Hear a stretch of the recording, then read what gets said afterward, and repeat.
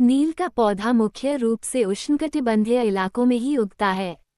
13वीं सदी तक Italy, France और ब्रिटेन के कपड़ा उत्पादक कपड़े की रंगाई के लिए भारतीय नील का इस्तेमाल कर रहे थे।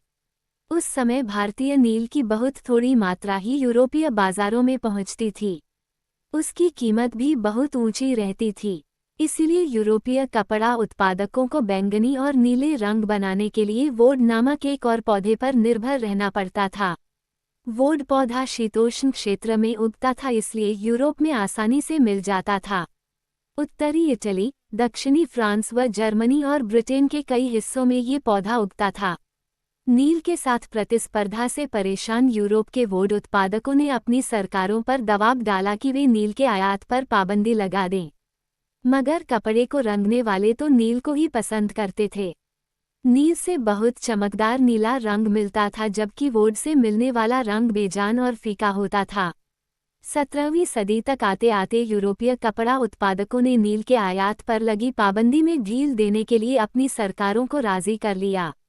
कैरिबियाई द्वीप समूह स्थित सेंट डोमिंग्यू में फ्रांसीसी, ब्राजील में पुर्तगाली, जमैका में ब्रिटिश और वेनेजुएला में स्पेनिश लोग नील की खेती करने लगे। उत्तरी अमेरिका के भी बहुत सारे भागों में नील के बागान सामने आ गए थे। 18वीं शताब्दी के आखिर तक भारतीय नील की मांग और बढ़ गई।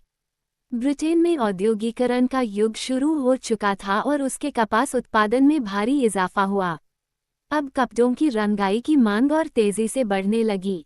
जब नील की मांग बढ़ी, उसी दौरान वेस्टइंडीज और अमेरिका से मिलने वाली आपूर्ति अनेक कारणों से बंद हो गई।